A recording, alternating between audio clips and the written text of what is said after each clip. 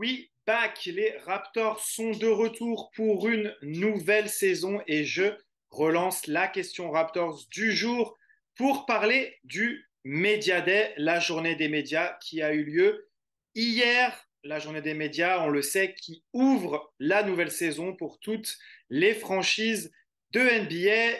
J'y étais bien présent pour l'Express et ONFR+, et on va revenir sur tout ce qui s'est dit hier, interview par interview. Bien sûr, je ne vais pas revenir sur toutes les paroles qui ont été prononcées parce que ce serait beaucoup trop long, mais on va revenir sur l'essentiel.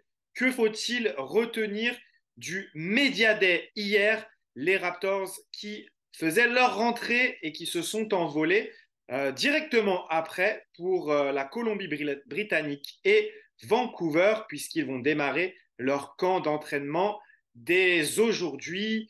Ils seront également sur le terrain dès dimanche pour affronter les Kings de Sacramento à Vancouver pour la première rencontre de pré-saison. Mais en attendant, revenons sur ce Media Day, un Media Day qui contraste un petit peu avec les précédents. On peut dire ça comme ça. La saison dernière, il y avait énormément d'optimisme après la campagne de playoff qui n'a pas été très longue, bien sûr. Les Raptors ont été éliminés au premier tour contre Philadelphie, mais on avait quand même de l'optimisme de continuer sur sa lancée, être dans la continuité avec un effectif qui avait peu bougé, des espoirs de progression, un Masai Ujiri qui continuait à utiliser le mot victoire, win-win-win dans la plupart de ses réponses. Masai Ujiri a été le premier à prendre la parole comme c'est de coutume et il a commencé par revenir sur le trade de Damian Lillard. Logiquement, ça a été la première question. Il a expliqué que les Raptors étaient en effet bien dessus, ils ont été agressifs. Il a expliqué également que ça a peut-être été amplifié par les médias, mais en tout cas, les Raptors étaient bien sur Damian Lillard. Ils ont eu l'impression de faire une offre suffisante pour le récupérer. Bobby Webster s'est également exprimé sur un autre média. Il a dit qu'il pensait avoir fait la meilleure offre de tous les temps des Raptors pour un joueur. Bon, ça, c'est peut-être un petit peu exagéré puisque on sait très bien que si les Raptors avaient mis, par exemple, Scottie Barnes dans l'affaire, c'était plié. En tout cas, Masai a bien confirmé que les Raptors étaient sur le dossier, espéraient récupérer Lillard. Mais comme il a dit, il faut être deux pour réaliser un échange et on a bien compris.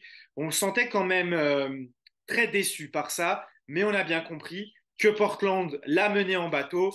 Au final, l'information est sortie par Adrian Wojnarowski. Portland n'a jamais songé à envoyer Lillard du côté de Toronto. Ils s'en sont servis comme levier pour voir jusqu'où Toronto était prêt à aller, notamment en termes de pic.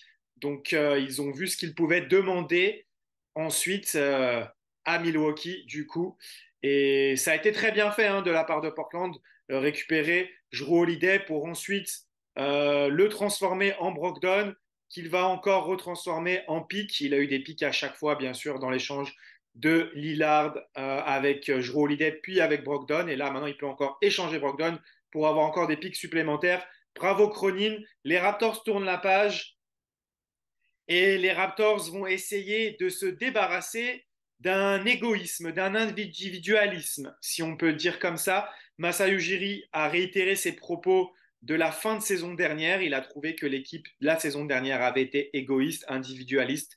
Vous pouvez traduire selfishness par les deux mots. En tout cas, on veut mettre fin à ça cette année et Darko Rajakovic a été recruté dans ce sens-là. Il a confirmé également, Masai, qu'il n'y avait pas de discussion de prolongation pour Gary Trent Jr., OG Anunoby et Pascal Siakam. On va revenir sur le cas Siakam dans la petite section qui lui sera consacrée. En tout cas, Masai Ujiri veut voir comment l'équipe va jouer cette année, comment ces trois joueurs vont s'intégrer dans un nouveau système avant de décider des prolongations. Ça me paraît risqué, ça peut même être considéré comme un manque de respect envers des joueurs qui ont prouvé, je pense surtout à Siakam et à OG Anunoby, qui ont prouvé qu'ils méritaient d'être prolongés aux Raptors. En tout cas, on va attendre de voir comment va se dérouler la saison à ce niveau-là. Ensuite, pour finir, Masai a parlé d'un changement de culture qui va être représenté par Darko Rajakovic, et ça me permet de faire une transition vers le passage de Darko Rajakovic devant les médias. Ça a été peut-être celui qui était le plus enthousiaste. En tout cas, c'est normal puisque c'est son premier job en NBA et qu'il a hâte de commencer avec ce groupe. Ce qu'on peut noter pour ce changement de culture, c'est que vraiment, dans tout ce qu'a dit Rajakovic, c'était à l'opposé des préceptes de Nick Nurse. Très rapidement, on sent qu'il y a l'accent mis sur le relationnel avec les joueurs. Ça, c'est très important pour lui. Et au niveau des principes de jeu, son principe de jeu de 0,5 l'attaque à 0,5, c'est-à-dire prendre des décisions rapides, ne pas avoir une attaque stagnante. Et il a dit qu'il détestait le jeu en isolation. Coucou Nick Nurse qui a usé de ce jeu-là à outrance lors des dernières saisons. Et en plus, il a dit qu'il n'aimait pas avoir une rotation réduite. Coucou Nick Nurse à nouveau, puisqu'il aime utiliser 10 joueurs et dans une saison NBA longue de 82 matchs, il veut préserver notamment ses titulaires au maximum pour la post-saison. Donc, un discours qui contraste énormément avec Nick Nurse, mais qui reste seulement un discours. Maintenant, il va falloir voir ça sur le terrain, bien sûr. En défense aussi, ça s'écarte un petit peu des principes de Nick Nurse, qui aime mettre la pression et qui ne se concentrait pas forcément sur les tirs à 3 points dans les coins. À l'inverse, Rajakovic a dit, lui, les principales choses sur lesquelles il se concentre, c'est protéger la raquette et défendre les tirs à 3 points dans les coins. Donc on va voir comment cela va se matérialiser. J'ai très hâte d'être au match contre les Kings, juste pour avoir un premier aperçu de comment il peut faire jouer cette équipe. Mais attention, malgré tout, on sait qu'il pourrait y avoir des problèmes de spacing, ce genre de choses. On en reparlera dans une preview à venir de la saison des Raptors, mais le discours est là. Maintenant, il ne reste plus qu'à voir ce que ça va donner sur le terrain. Après Darko Rajakovic, on a eu Pascal Siakam. Alors, je dois vous dire que l'ambiance à l'arrivée de Siakam n'était pas des plus joyeuses. On l'a déjà senti pas très heureux d'être là dès le départ. Ça a été un petit peu mieux au fur et à mesure, mais malgré tout, les questions ont été centrées autour de sa prolongation de contrat, autour de ce commentaire de Masai Ujiri sur le fait que l'équipe avait été égoïste, avait été individualiste. Il n'a pas été pointé du doigt directement par Masai, mais ce qui était assez étonnant, c'est qu'il a reparlé de ça sur une question directement sur Siakam, sur la question de Samson Folk à propos de la prolongation de contrat de Siakam. Il a dit on a confiance en Siakam, mais aussi on a vu que l'équipe a été égoïste la saison dernière et on veut voir ce que Siakam donne dans un nouveau système de jeu avec des joueurs qui jouent de la bonne manière. Donc il n'a pas dit avec Siakam qui joue de la bonne manière, mais cette phrase peut laisser sous-entendre qu'il l'inclut dans les joueurs qui ont été égoïstes. Siakam s'est défendu directement là-dessus en disant qu'il n'était pas un joueur égoïste, qu'il ne l'a jamais été. Je vous conseille d'aller lire mon article sorti sur ONFR+, à ce sujet-là. J'ai parlé longuement de Pascal Siakam avec aussi les citations sur ce qu'il a dit. En tout cas, il s'est défendu là-dessus. Il a également indiqué à notre collègue de Radio-Canada, Raphaël Guillemette, qu'il a lancé sur le fait qu'il avait dit qu'il ne re-signerait pas avec une équipe qui ferait un transfert pour lui. Il a démenti ça, il a dit que ce n'est pas lui qui se charge de tout ça, qu'il ne s'est pas exprimé auprès des médias pendant l'été. Donc, un peu botté en touche, mais on sait que ce n'est pas forcément lui qui a transmis ce message-là, mais bien sûr plutôt ses représentants. Pour finir, il a parlé de son travail pendant l'été, de son nouveau rôle. Il a indiqué que dans le système de Darko Rajakovic, même si ça part du principe qu'il faut partager la balle, mais la balle trouve les meilleurs joueurs, et Darko Rajakovic a dit la même chose d'ailleurs. La balle trouvera les meilleurs joueurs et Siakam n'aura pas moins d'opportunités. Siakam pourrait briller autrement et ça pourrait être très positif pour l'équipe. De toute façon, il aura un fort enjeu puisque s'il obtient une place dans les All-NBA Teams, il pourra avoir un super max que les Raptors seront en mesure de lui donner. C'est pour ça que c'est aussi assez étonnant de se dire que Masai ne veut pas le prolonger maintenant, alors qu'il a le risque de devoir lui donner beaucoup plus s'il fait la saison que Masai attend. Après, on peut se demander, est-ce que Siakam et ses représentants veulent prolonger maintenant? Est-ce qu'ils ne vont pas parier sur lui-même à la Fred VanVleet et se dire, on ne prolonge pas maintenant, on va tout faire pour être All NBA et ensuite choper le jackpot. C'est à suivre en tout cas. Après Siakam, Gary Trent Jr. s'est présenté devant les médias. Il a lui aussi indiqué que les discussions n'étaient pas forcément avancées pour sa prolongation de contrat. Lui qui, on le rappelle, a pris son option joueur. Du coup, il sera agent libre à la fin de la saison. Ce qu'on doit retenir de Gary Trent Jr., qui a été fidèle à lui-même, hein, pas énormément de choses quand même à en retirer, mais tout de même le côté relationnel avec Darko Rajakovic, puisqu'il a indiqué qu'en 6 ans avec ses coachs en NBA, c'est la première fois qu'il parle autant avec un entraîneur-chef, alors que ça fait pas longtemps qu'il est arrivé, Darko. Donc on voit encore que le relationnel est très important pour lui.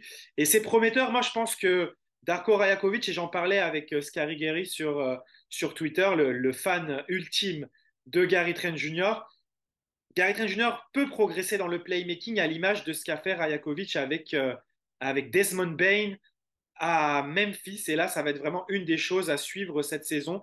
Comment il est utilisé par Darko et est-ce que Darko peut faire en sorte d'améliorer son playmaking, faire de lui un joueur plus complet. À souligner d'ailleurs, je reviens rapidement sur Rajakovic qui a indiqué que du poste 1 à 4, ça allait être très fluide et qu'il n'y aurait pas vraiment de poste défini. C'est pour ça qu'on peut s'attendre à ce que Scotty soit meneur de jeu ou en tout cas remonte le ballon. Mais on peut voir également, je pense, Gary Trent Jr., OG Anunoby et Pascal Siakam initier des attaques. Donc ça peut être très intéressant avec une attaque qui va être très variée et qui pourrait être assez surprenante. En tout cas, on va surveiller ça de très près. Derrière, OG Anunoby s'est présenté avec son petit book tout nouveau. Je vous conseille d'aller écouter son interview dans le Raptors Show avec William Lou. Il y a eu plein de choses très intéressantes. En tout cas, ce qu'on retient de OG, c'est que, pareil, les discussions ne sont pas en cours. Bon, il y a une info de Mark Stein qui est sortie juste après le Media Day des Raptors, comme quoi OG ne souhaiterait pas prolonger tout de suite et qu'il irait à la free agency. C'est sorti juste après le fait que Anunoby a dit dans sa conférence de presse qu'il aimait Toronto et qu'il se voyait y rester. Donc ça aussi, on va suivre. En tout cas, OG a dit également qu'il pensait qu'il pourrait avoir plus de responsabilités au sein de cette équipe. Et quand on lui demande si il pense qu'il devrait aller ailleurs pour progresser, il a répondu à cela. Je ne sais plus si c'était au Media Day ou avec William Lou, mais en tout cas, il a dit qu'il a le sentiment qu'il progresse chaque année et qu'il est au bon endroit pour continuer à progresser. Donc moi, je trouve qu'il y a quand même un décalage entre ce que laissent filtrer souvent ses représentants auprès des médias et le discours d'Oji Anunoby lui-même. Donc, est-ce que c'est un discours de façade ou est-ce que c'est plus ses représentants qui essayent d'aller tirer la meilleure contrepartie financière pour lui en cherchant une autre équipe qui lui donnerait plus de responsabilités? Je ne sais pas, mais en tout cas, c'est quelque chose qu'on va suivre cette saison. Pour terminer, le passage de Scotty Barnes euh, et celui de Paul Tull, et après, on va pouvoir boucler ce petit retour sur le Media Day. Scotty Barnes s'est exprimé sur le départ de Fred VanVleet. Il a dit que ça lui ouvrait plus de possibilités, plus de responsabilités. Il a travaillé cet été sa condition physique, comme il l'avait dit à la fin de la saison, son handle pour être, il l'a dit, un joueur dominant. Il veut dominer. Ça, c'est un bon discours de la part de Scotty Barnes. Et Scotty Barnes qui va avoir de plus en plus de responsabilités à la création. Je pense que c'est la bonne année pour essayer, quoi qu'il en soit. Si ça ne marche pas, les Raptors sauront où ils en sont et pourront prendre les décisions adéquates pour lui ouvrir le poste 4, qui pourrait être son meilleur poste si ça ne fonctionne pas au poste de meneur de jeu. En tout cas, on sait que ça va partir à ce niveau-là, beaucoup plus de responsabilités pour Scotty Barnes à la création. Il est aussi revenu sur le côté selfish. Il a été interrogé là-dessus sur le côté égoïste de l'équipe. Il a dit que ça avait été très prenant, fatigant à vivre, que parfois il sentait que chacun était un peu, comment dire, comment il a dit ça, chacun était un peu laissé livré à lui-même. Mais ça, on l'a senti la saison dernière, de toute façon, que l'équipe n'était pas cohésive. Il n'y avait pas de cohérence dans cette équipe. Il n'y avait pas de cohésion, pardon. C'est pas cohésive, c'est cohérente. L'équipe manquait de cohérence. Le collectif a manqué de cohérence et on espère que ça va changer cette année pour le bien de tous. En tout cas, c'est ce qu'a dit Darko, c'est ce qu'a dit Masai. There won't be selfishness this year. Affaire à suivre. On finit avec Paul Tull qui a indiqué qu'il avait eu des discussions avec Darko lors de la Summer League, un petit peu sur son rôle. On devrait le voir plus en tant que créateur, en tête de raquette. Ça fait partie du spacing parce que on associe souvent le spacing avec le tir à 3 points, mais la capacité d'un big à sortir en tête de raquette et à délivrer des passes pour des joueurs qui coupent, c'est également très important et je pense que ça sera une grande partie de l'attaque des Raptors cette année. Il a dit we're gonna be a heavy paint team, une équipe qui va être lourde dans la raquette, une équipe qui va beaucoup s'appuyer sur le jeu dans la raquette. Il y aura quand même besoin de spacing pour ouvrir des espaces dans cette raquette, mais ce jeu de Jakob Poeltl en tête de raquette peut vraiment apporter beaucoup de choses intéressantes, que ce soit par sa passe au poste haut, mais aussi par des dribble and off, ce sont des ballons main à main. Le jeu qu'il peut avoir avec Gary Trent Jr. peut être très intéressant. Celui entre Scottie Barnes et Gary Trent aussi peut vraiment apporter de bonnes choses. Donc, il y a des choses à exploiter du côté des Raptors. Bien sûr, l'effectif n'est pas parfait. Le 5 de départ, sur le papier, manque de shooter. C'est clair et net. Mais il y a quand même des points qui poussent à l'optimisme. Mais je laisse tout ça à la preview qu'on fera très prochainement avant le début de la saison.